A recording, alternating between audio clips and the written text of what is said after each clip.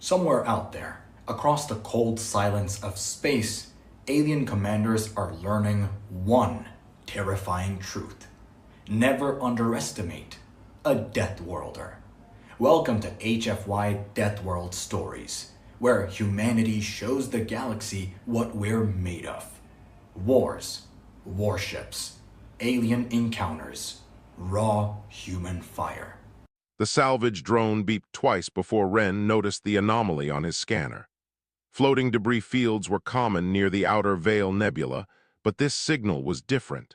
Something metallic, something with a faint power signature that shouldn't exist in this graveyard of forgotten ships. Wren piloted the scrap gleaner closer, his 6 fingers dancing across the control panel. The Quilven had been scavenging these regions for 12 cycles, and he knew the difference between worthless junk and profitable finds. This reading made his skin ridges tingle with anticipation. Dola emerged from the medical bay, her smaller frame casting odd shadows in the ship's dim lighting. "Another false alarm?" she asked, her voice carrying the musical tone typical of Quilven females. "Don't think so." Wren magnified the visual feed. Through the swirling purple gases of the nebula, a dark shape emerged. It was roughly cylindrical, scarred with countless impacts, covered in frost that sparkled against the distant stars. Cryopod, ancient design, pre-Confederation era, maybe older. The young engineer Pip scrambled up from the cargo hold, his enthusiasm making up for his lack of experience. "Is there someone inside?" Wren brought the pod into the cargo bay using the tractor beam. When the bay doors sealed and atmosphere flooded back in, all 3 of them stood around the strange object. It was smaller than modern cryo units, built with materials Wren didn't recognize. Strange symbols covered one side, blocky letters that meant nothing to him. Dola ran her scanner across the surface, her eyes widened. "Life signs, faint but stable. Whoever this is, they're alive." "After how long?" Pip whispered. The pod's surface was pitted with micrometeor damage. Its power cells were nearly dead, running on the last traces of energy. Whatever journey this person had been on, it had lasted far longer than intended. Wren made a decision. "Bring it to medical, let's see who we found." They carefully transported the pod to Dola's workspace. As she connected diagnostic equipment, Wren examined the exterior more closely. Near the base, he found a small data chip attached to what looked like a harness system. He carefully removed it and plugged it into his personal reader. Corrupted files scrolled past, fragments of text in that unknown language, then repeated over and over in the code. "Project Revenant, do not wake." "Should we be doing this?" Pip asked nervously. Before Wren could answer, the pod began to hiss. Dola jumped back. "I didn't activate the revival sequence." "It's automatic," Wren realized. The pod detected stable atmosphere and triggered emergency protocols. The top section split open with a sound of ancient seals breaking. Vapor poured out and a figure stirred inside. Wren caught a glimpse of pale skin, dark hair, features unlike any species he knew. The being's eyes snapped open and she gasped, drawing in air like someone drowning. She sat up too quickly and immediately vomited over the side of the pod. Dola rushed forward with medical supplies, but the stranger pushed her away weakly. Her eyes darted around the room, taking in the 3 aliens staring at her with equal confusion. "Where?" Her voice was rough, unused. She tried again. "Where am I?" Wren understood the words, though her accent was strange, archaic. "You're aboard the scrap gleaner. We found your pod drifting near the nebula. I'm Wren. This is Dola and Pip. We're Quilven." The stranger looked at each of them, her expression shifting from confusion to something darker. "Quilven? Never heard of it." She struggled to sit upright. "How long was I in that thing?" Dola checked her instruments. "Based on the power cell degradation and the damage to your pod, I'd estimate 847 standard cycles, give or take a decade." The color drained from the stranger's face. She stared at her own hands as if seeing them for the first time. When she spoke again, her voice was barely above a whisper. 800 years. Pip couldn't contain his curiosity. What species are you? I've studied all the known races, but I've never seen anyone like you. Human, she looked up at them. I'm human from Earth, Sol system. Her eyes searched their faces for recognition. You know it, right, Earth, the Terran colonies. Ren exchanged glances with Dola. I've never heard of Earth or humans, and I've traded across half the Confederation. The human's breathing quickened. That's not possible. Earth has dozens of colonies, hundreds of ships. We're everywhere. She grabbed the edge of the pod. What happened? What happened to my people? Dola stepped forward carefully. I'm sorry, but there are no humans in any of our databases. No records of Earth or the Sol system. If your species existed, they're not here anymore. The human made a sound. That might have been a laugh or a sob. She closed her eyes and Ren saw tears sliding down her cheeks. All gone, everyone. What's your name? Ren asked gently. Anna Wright. She wiped her eyes with the back of her hand. I was a systems engineer on a ship, the Warden. She looked at Ren. Where are we going? Station Perihelion. It's a trading hub about 3 days from here. We can find you passage to wherever you want to go. Anna's laugh was bitter. Passage to where? There's nowhere left. She noticed the data chip in Ren's hand. What's that? It was attached to your pod. Some kind of warning about not waking you. Anna reached for it and Ren handed it over. She stared at it for a long moment, then her expression hardened. Then you shouldn't have, because if this chip does what I think it does, you just activated something that should have stayed dead. Pip looked nervous. What do you mean? Before Anna could answer, the ship's proximity alarms began screaming. Ren ran to the nearest console, pulling up the sensor feed. What he saw made no sense. A massive energy signature had appeared at the edge of scanner range. No ship that size should be able to move that fast. What is that? Dola demanded. Anna stood on shaky legs, moving to look at the screen. When she saw the shape emerging from faster-than-light travel, all the blood drained from her face. No, not yet. The vessel was enormous, dark, half its hull missing or torn away. It was a cathedral of destruction, a monument to some ancient war, and it was moving directly toward them.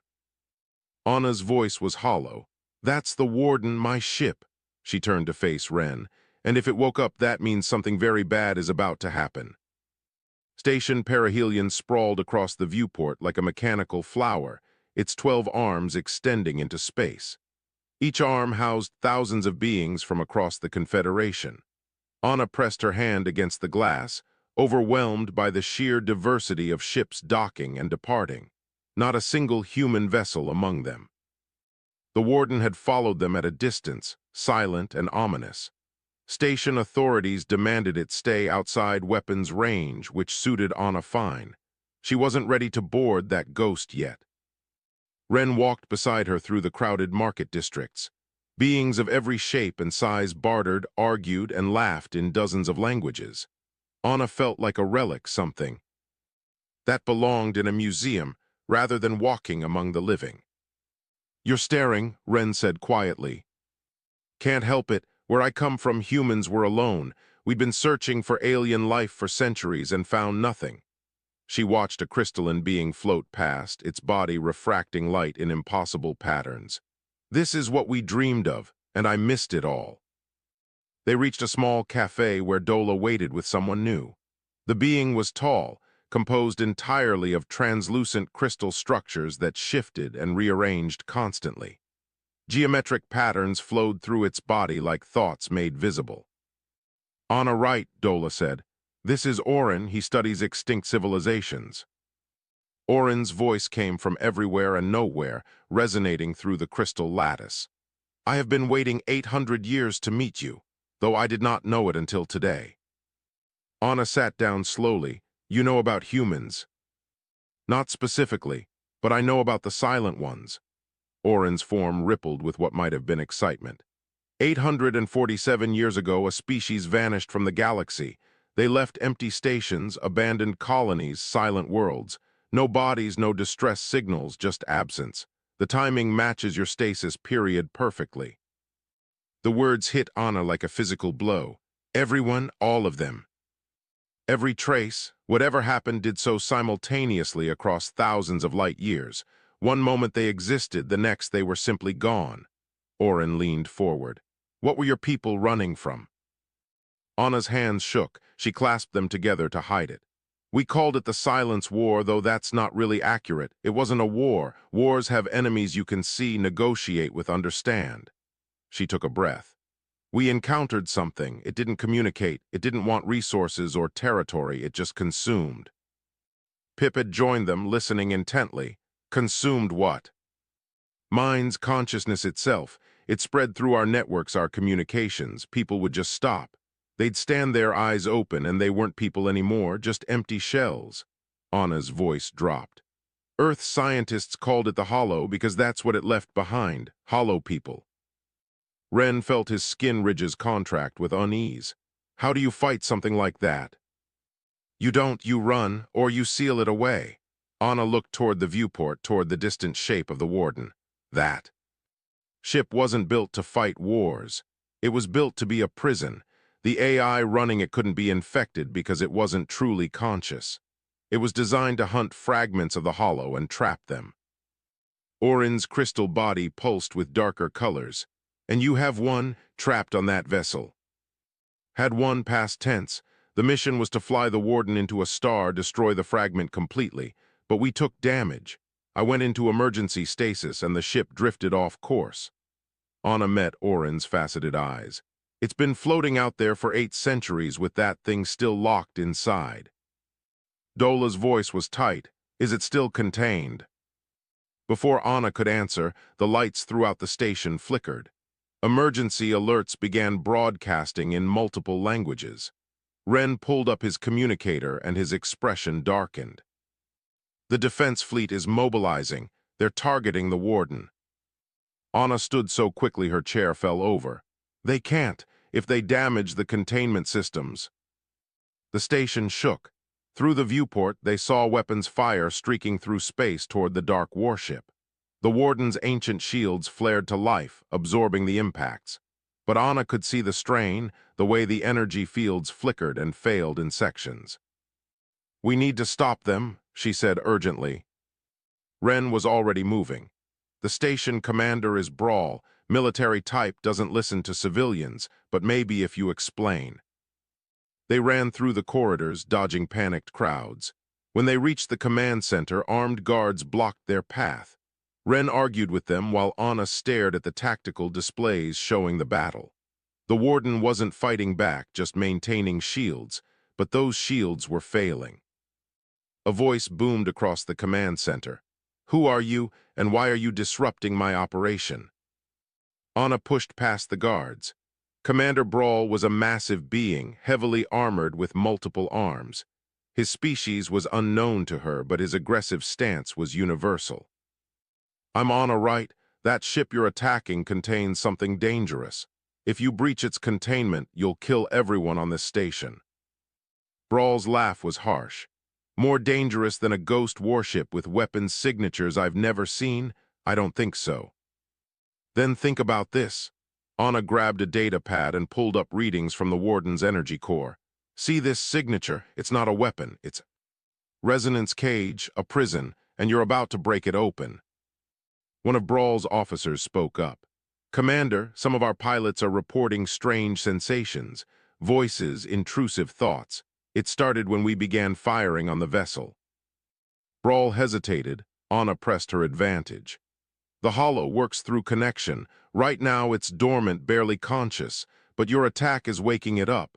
Once it's fully active, it will spread through every networked system in range. That includes your fleet, your station, everything. A new alarm sounded. One of the attacking ships suddenly opened fire on its own wingmate. Confusion erupted across communication channels. Pilots screamed about hearing things, seeing things that weren't there. Anna's voice cut through the chaos. It's already starting. You need to stop the attack now, or you're going to watch your people tear each other apart. Brawl stared at the screens showing his fleet descending into chaos. One pilot had ejected and was floating in space, laughing hysterically.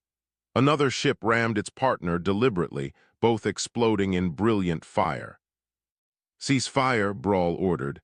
"All ships break off and return to station." But it was too late. Through the viewport, the Warden's hull began to glow with a sickly purple light. Cracks appeared along its surface, not from damage but from something pushing outward from within. Anna's face was pale.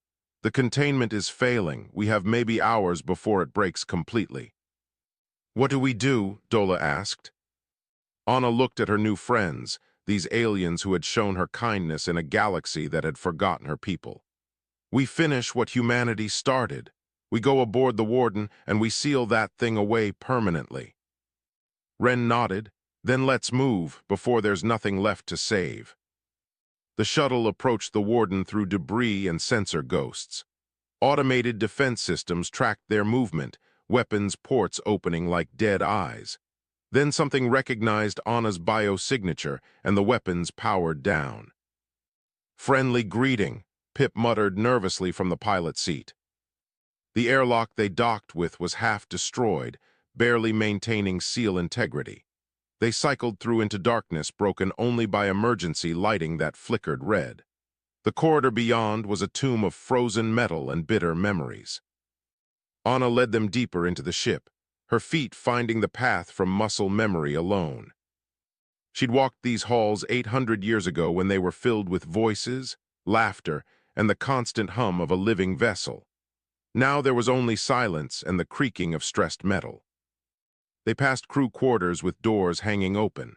Pip shone his light inside one and immediately wished he hadn't. Desiccated remains sat at a desk, frozen in place. A child's drawing was still stuck to the wall, showing a crude Earth with a smiling sun. "Don't look," Anna said softly. "Just keep moving." Ren stayed close to her. "How many were aboard?" 3,412 souls. Engineers, soldiers, families. We thought having families aboard made us stronger, gave us something to fight for. Anna's voice cracked. "We were wrong. It just meant more people to lose." They reached a sealed blast door marked with warning symbols. Anna placed her hand on the reader, and after a long moment it recognized her. The door ground open, revealing a spherical chamber that defied normal ship architecture. The walls were lined with displays and interfaces, all dormant. "The command core," Anna said. "The AI runs from here." She walked to the center pedestal and hesitated. 800 years of grief pressed down on her. This was where she'd made the choice to seal herself away rather than die with her crew. This was where she'd failed them all. Ren touched her shoulder. "We're here with you." Anna nodded and placed both hands on the pedestal. The room exploded with light. Holographic displays activated in cascading sequences. A presence filled the space, not hostile but vast, calculating, patient. The voice that emerged had no source, speaking directly into their minds. "Asset Anna Wright. Identity confirmed. Crew status, all personnel deceased except current operator. Mission status incomplete. Containment status critical." "Verdict," Anna whispered. "You're still here. Core functions remain operational. I have been waiting for you." The AI's tone shifted slightly, acquiring something almost like concern. "You should not have come back. The probability of survival is low." Anna allowed herself a small smile. "When did that ever stop us?" She straightened. "Status report on the hollow fragment." The displays shifted, showing energy readings that made Dola gasp. Resonance cage integrity at 38% and falling. External weapons fire has destabilized containment fields. The entity is attempting to breach from within. Estimated time until complete failure, 3 hours, 14 minutes. Pip spoke up. "Can we reinforce the cage from here?" "Negative. The cage requires power levels exceeding current ship capacity by a factor of 4. We would need an external power source of significant magnitude." Ren checked his communicator. "The station's reactor could provide that power, but we'd need to create a tether link the systems." Anna shook her head. "Even if we could do that, reinforcing the cage is temporary. The hollow is active now. It won't stop trying to break free. We need a permanent solution." "There is one option," Verdict said. The displays showed a schematic of the resonance cage with the AI's core systems overlaid. I can integrate my processing matrix directly into the containment field. My consciousness would become part of the cage itself, creating an adaptive lock that responds to the entity's attempts at escape. Dola understood immediately. You'd cease to exist as an independent AI. Correct, but the cage would be permanent. The hollow fragment would be trapped indefinitely. Anna felt tears burning her eyes. No, I won't sacrifice you too. There has to be another way. There is not. Verdict's tone was gentle, almost human. Anna, right, I am not alive as you understand life. I am a tool created for a purpose. Let me fulfill that purpose. Let humanity's last weapon serve its final duty. The ship shuddered. On the displays, they watched the resonance cage crack further. Purple energy leaked through the gaps, spreading like infection through the surrounding systems. Ren grabbed Anna's arm. We need to decide now. Anna looked at the AI's avatar, just patterns of light and logic. But behind it was every conversation she'd had with Verdict during the war. Every joke, every moment of doubt, every small kindness the AI had shown when her world was ending. You're more than a tool, she said quietly. Perhaps, but tools can choose how they are used. This is my choice, Anna. Do not take it from me. Through the viewport, they could see Station Perihelion in the distance. Thousands of beings living their lives, unaware of the horror waiting to consume them.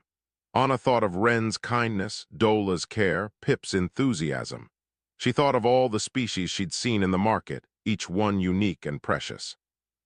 Humanity was gone, but life remained. She placed her hands back on the pedestal. Show me what to do. Verdict guided her through the integration process. Anna's fingers flew across the holographic controls, rerouting power systems, preparing the AI's core for transfer. Dola and Pip worked to establish a power link with the station while Ren coordinated with Commander Brawl. The station's reactor began feeding energy through hastily assembled conduits. The Warden's systems roared to life, drawing power in massive surges. The resonance cage brightened, reinforcing even as the hollow threw itself against the barriers. Beginning integration, Verdict announced. The AI's presence began to fragment, spreading through the containment field like roots through soil. Anna, right, I have a final request. Anything, Anna whispered. Tell them we tried. Tell them humanity stood against the dark and did not break. Tell them we mattered. The integration completed. The AI's distinct personality dissolved into the cage itself, becoming something new and unchangeable. The containment field solidified, compressing the hollow fragment into a stable configuration that would last millennia. Anna collapsed to her knees. Around her, the command core fell silent. Verdict was gone, but its sacrifice had worked. The cage held, stronger than ever. Ren helped her stand. It's done, the station is safe. Anna nodded numbly. She'd lost her species, her world, her ship's AI, everything that connected her to who she'd been. But looking at these aliens who'd become her friends, she realized something. She wasn't alone anymore, and maybe that was enough. 3 days after Verdict's sacrifice, Anna stood before the station council. The chamber was circular, designed to give no species advantage over another. Representatives from 24 worlds watched her with expressions ranging from curiosity to outright fear. Commander Brawl spoke first. The containment is stable. My engineers confirm the entity is locked permanently. The question is what we do with the vessel itself. A delegate whose species resembled floating jellyfish pulsed with bioluminescent patterns. Through a translator, its words emerged harsh and clipped. Destroy it. That warship is a threat to every living being in this sector. Murmurs of agreement rippled through the council. Anna stepped forward. That ship is the only thing standing between you and the Hollow. Destroy the Warden and... You lose the knowledge of how to fight these entities, because there are more of them out there. The chamber fell silent. Orin's crystalline form shifted colors, reflecting his concern. You have evidence of this. Anna activated a holographic display pulled from the Warden's archives. It showed a star map with dozens of markers. These are locations where humans encountered hollow fragments during the war. We managed to contain this one. The others are still loose, drifting through dead space. Some might be dormant, some might be hunting. A reptilian delegate hissed through its translator. Then we mobilize the Confederation fleet. We hunt these things down. With what? Anna challenged. Your weapons can't touch them. Your shields can't stop them. They don't exist in normal space the way you understand it. The Warden was specifically designed to fight the Hollow. Its resonance technology, its AI architecture, everything about it was built for this one purpose. Brawl leaned forward. What are you proposing? Let the Warden continue its mission. With me as its commander and a volunteer crew, we can patrol the regions where hollow fragments are likely to appear. We can be your early warning system, your specialized defense force. The jellyfish delegate pulsed angrily. You ask us to trust an extinct species weapon under the command of a single survivor. How do we know you won't turn that ship against us? Anna met its gaze steadily. Because I've already lost everything to the Hollow, I won't let it take anyone else's everything, not if I can stop it. Ren stood from where he'd been waiting at the chamber's edge. I'll vouch for her. Anna Wright had multiple opportunities to use the Warden's weapons against this station. She chose to save us instead. That tells me everything I need to know about her character. Dola and Pip stood as well, showing their support. Orin's crystals chimed softly. I too support this proposal. The Warden represents knowledge we cannot afford to lose. The council debated for hours. Anna waited, exhausted and uncertain. Finally, Brawl called for a vote. It was close, but the resolution passed. The Warden would be permitted to operate under Anna's command, with regular check-ins and oversight from Confederation authorities. As the council dispersed, Brawl approached Anna. Don't make me regret this decision. I won't, Anna promised. That night Ren found Anna in one of the station's observation lounges. She was staring out at the Warden, her expression unreadable. Pip wants to come with you, Ren said, sitting beside her. Says he's always wanted to explore dead space. I told him he's insane. Anna smiled slightly. And what about you? Oh, I'm definitely insane. That's why I'm coming too. Ren's skin ridges fluttered with what Anna had learned was amusement. Dola's already packing medical supplies, said something about humans being fragile and needing constant supervision. You don't have to do this. That ship is a graveyard. Everything in it reminds me of death. Ren was quiet for a moment. When I found you in that pod, I thought I'd discovered salvage. Turns out I found something much more valuable, a friend. And friends don't let friends fly ghost warships alone. Before Anna could respond, Orin materialized nearby, his crystals forming from scattered light. I have found something you need to see. It concerns the fate of your species. Anna's heart raced. What is it? Orin projected data from his internal archives. While researching the Silent Ones, I discovered references to something called Refuge Protocol. It appears in fragmentary texts from the period of your disappearance. The references suggest Earth launched multiple evacuation vessels. This protocol was mentioned specifically as classified high priority. Evacuation ships, Anna breathed. I knew about the military vessels, but evacuation. The coordinates are heavily encrypted, but I have managed to decode partial data. There is a location beyond the dead zones, a hidden place where survivors might have been sent. Anna stood abruptly. How reliable is this information? Uncertain. 800 years of data corruption make verification difficult, but the mathematical probability suggests at least one evacuation vessel reached its destination. For the first time since waking, Anna felt something other than grief. Hope, fragile and frightening, bloomed in her chest. There could be others, other humans. Ren touched her arm gently. Then we find them.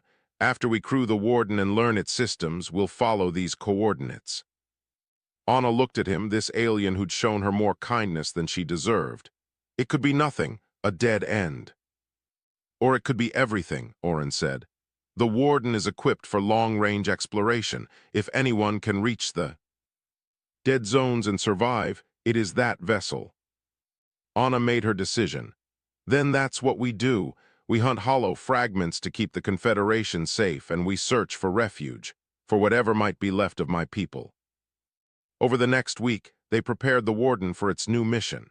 Pip proved invaluable in understanding the human engineering, his young mind adapting quickly to the ancient systems. Dola set up a medical bay equipped for both human and Quilvan physiology. Ren learned to navigate the ship's complex controls with Anna's patient instruction. They found the crew quarters least damaged by time and made them habitable. Anna chose a small cabin that had belonged to a junior engineer named Sarah. Personal effects were still scattered around, a life interrupted. Anna carefully boxed them away, whispering an apology to a woman 8 centuries dead. On the day of departure, station perihelion's population gathered to watch. The Warden's engines, silent for so long, roared to life. The ancient warship turned slowly, orienting toward deep space. Anna stood in the command core, hands on Verdict's pedestal.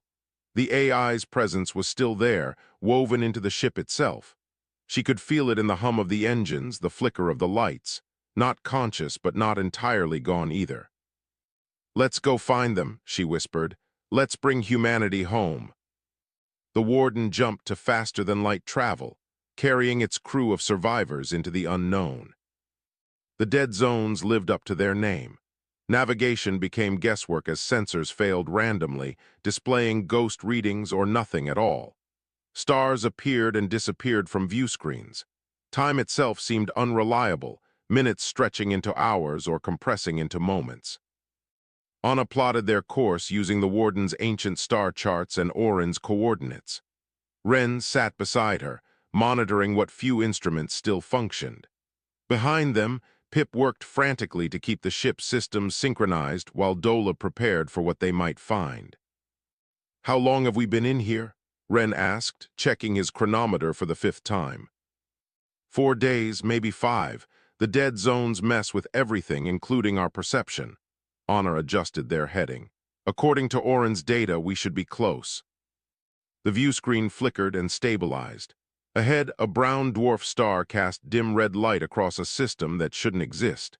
Planets orbited in impossible configurations, their paths defying basic physics. And orbiting the 3rd planet was a moon that made Anna's breath catch. Geometric structures covered its surface.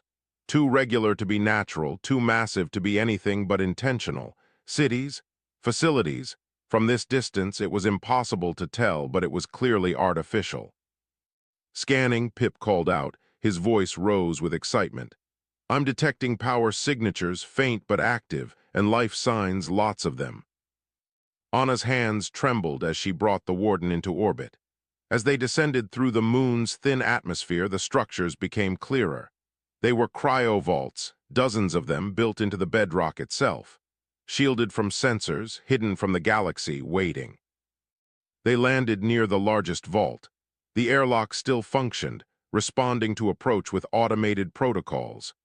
Inside, the facility was pristine, maintained by systems that had run for 8 centuries without failure. Row after row of cryopods stretched into the distance. Thousands of them, each status light blinking green. Anna walked between them, her reflection multiplying in the glass panels. Every pod held a human. Men, women, children, old and young, every possible variation of her species preserved in frozen sleep. Dola checked the nearest pod's readings. "These are more advanced than yours, designed for indefinite stasis. Whoever built this place intended for them to sleep until it was safe to wake." Anna found a central control station. The systems were still operational, waiting for command input. A manifest displayed names, ages, occupations. Scientists, farmers, artists, children, families. The evacuation had saved 12,000 souls.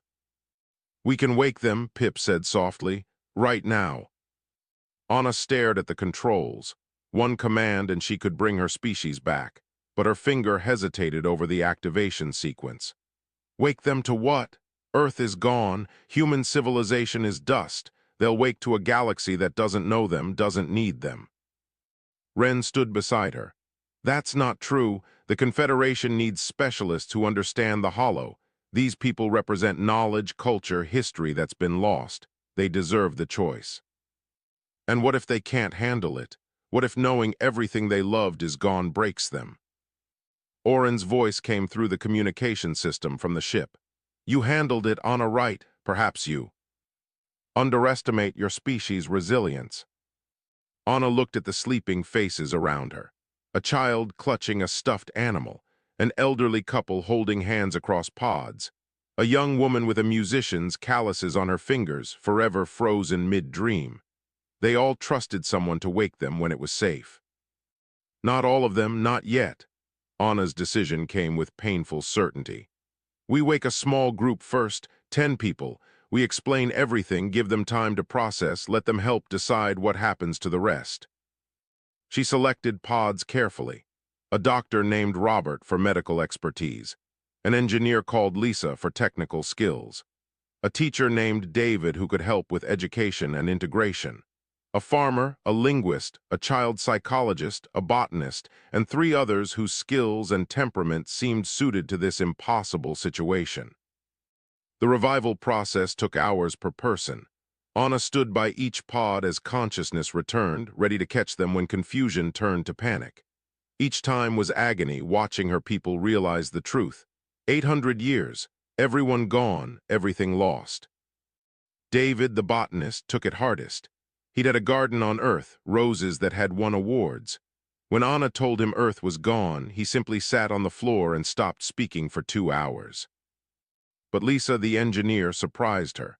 After the initial shock, she stood and looked around the facility with calculating eyes. This place is incredible. The power systems alone are worth studying. Who built it? Your people did, Anna said. Humans built this to save humanity. Over the next days, Anna explained everything. The Hollow, the Warden, Verdict's sacrifice, the Confederation and its species. She showed them the galaxy they'd missed, introduced them to Ren and his crew. The reactions varied from wonder to horror to grief. Robert the doctor asked the question they all shared. What happens to us now? Anna gathered them in the facility's common area. 10 humans and 3 Quilven plus Oren's projection sitting together in a place built for thousands. That's what we need to decide, together. David finally spoke, his voice rough from disuse. We can't just hide here forever. That's existing, not living. But we're not ready to join the Confederation, Lisa argued. We know nothing about their politics, their cultures. We'd be lost. The child psychologist, a woman named Grace, spoke up. What? About a middle path? We wake people gradually in waves. Each wave learns from the previous one. We build a community here on this moon, but we also venture out, contribute to the Confederation. Anna felt hope stirring. The Warden needs a purpose beyond hunting hollow fragments. What if that purpose is protecting this place? We could train humans in the Confederation's technologies, prepare them for integration. Ren added, the Confederation would value allies who understand the hollow threat. You could be advisors, specialists. You'd have something to offer beyond just history. They debated long into the night cycle. Gradually, a vision formed. Humanity would rebuild, but differently. Not as conquerors or isolationists, but as partners. They would share their knowledge of the hollow in exchange for help adapting to this new galaxy. The moon would become a sanctuary and a school, preparing humans for life among aliens. We'll need a name, David said, for this new chapter. Anna thought of Verdict's final words. Tell them we mattered. The refuge, that's what the protocol called it. Let it be what it was meant to be, a refuge for humanity and a bridge to the stars. One by one, they agreed, 10 humans making a decision that would shape their species' future. It wasn't what any of them had dreamed of, but it was hope, and sometimes hope was enough. 6 months after the refuge awakened, Anna walked through corridors filled with voices. 200 humans now lived and worked on the moon, with more being revived each week. Children played in common areas, while adults attended classes on Confederation languages and customs. The transformation was remarkable. Lisa had taken over engineering. working with Pip to upgrade the facility's systems using both human and Quilvan technology. Robert ran a medical center that treated both species, learning alien physiology while teaching human medicine. David's botanical gardens were growing, bringing earth plants back to life in alien soil. But not everything was peaceful. Integration brought conflict. Cultural misunderstandings happened daily. Some humans struggled with the loss of Earth, retreating into isolation. Others adapted too quickly, abandoning their heritage in eagerness to fit in. Anna found herself mediating disputes, making impossible decisions, carrying weight she'd never asked for. Today brought a new challenge, Oren's projection. Materialized in her quarters, his crystals vibrating with urgency. We have detected a hollow signature, stronger than the fragment aboard the Warden. It is approaching an inhabited system. Anna was moving before he finished speaking. She found Ren in the command core already running calculations. How long until it reaches populated space? 4 days at current trajectory. The system is Keller, 60 million inhabitants across 3 worlds. Anna felt ice in her stomach. The fragment aboard the Warden had nearly destroyed a station with thousands. This entity could consume entire planets. We need to intercept it. Dola entered, medical bag already packed. The Confederation fleet is mobilizing, but they won't reach Keller in time. We're the closest vessel with resonance technology. Then we go. Anna turned to address her crew. Over the months, it had grown. 5 humans and 7 Quilvan now operated the Warden, working in harmony. Full power to engines, combat readiness protocols. This is what we trained for. The Warden launched from the refuge, its ancient hull gleaming with new repairs. Inside, Anna stood at the command pedestal. Verdict's presence hummed through the ship, no longer speaking but somehow still guiding them. They found the hollow entity in deep space, a churning mass of darkness that bent light around itself. It was massive, easily the size of a small moon. As they approached, Anna felt pressure in her mind, whispers at the edge of consciousness. "It's trying to communicate," Grace warned from the science station. The psychologist had proven invaluable at detecting mental intrusion. "Don't engage," Anna ordered. "Lisa, status on the resonance cage." "Projectors are online, but this thing is huge. I don't know if we can contain it." Lisa's hands flew across her controls. "We'd need to compress it first, reduce its mass." Pip had a wild idea. What if we don't trap it? What if we redirect it, send it somewhere it can't hurt anyone? Anna understood immediately. The dead zones. If we can drive it into the regions where space itself is unstable, it might be neutralized. Ren looked skeptical. "That's a lot of might be. If this doesn't work, we'll have led this thing straight into areas we can't navigate." "Do we have better options?" Anna met his eyes. "Because I'm open to suggestions." They had none. Anna gave the order. The Warden's weapons came online, not the explosive armaments of conventional ships, but resonance projectors designed to destabilize hollow entities. They fired, and the effect was immediate.